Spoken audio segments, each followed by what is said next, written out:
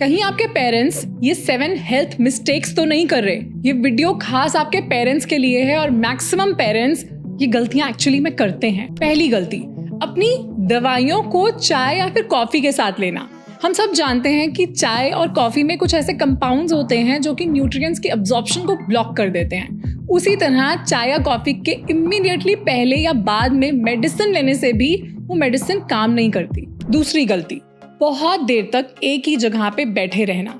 अपनी सभी रिस्पॉन्सिबिलिटीज पूरी करने के बाद हमारे पेरेंट्स के पास टीवी देखने का बहुत टाइम है, बट ऐसे में उनकी मूवमेंट बहुत कम हो जाती है।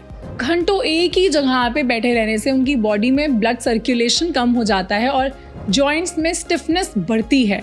इसलिए हर थोड़ी देर के बाद उनका मूव करना जरूरी है। तीसरी गलती, पानी कम पीना। आपको पता है कि एज के साथ साथ प्यास लगने की सेंसेशन भी कम हो जाती है, पर इसका मतलब ये नहीं कि बॉडी को पानी की नीड ही नहीं है। इनफैक्ट एजिंग की वजह से तो किडनीज वीक होने लगती हैं और वाटर लॉस और भी ज्यादा होता है। इसलिए प्यास नहीं भी लगे तब भी उन्हें पानी पीते रहना चाहिए। फोर्थ मिस्टेक, प्रोटीन अवॉइड करना क्योंकि हैवी लगता है।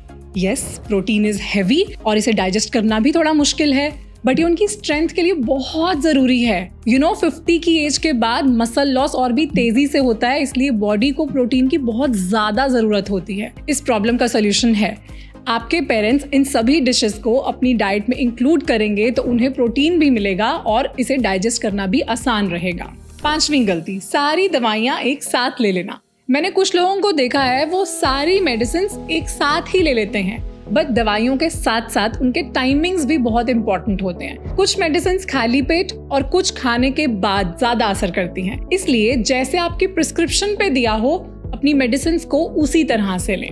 सिक्स्थ मिस्टेक, मील्स स्किप कर देना क्योंकि भूख नहीं लग रही।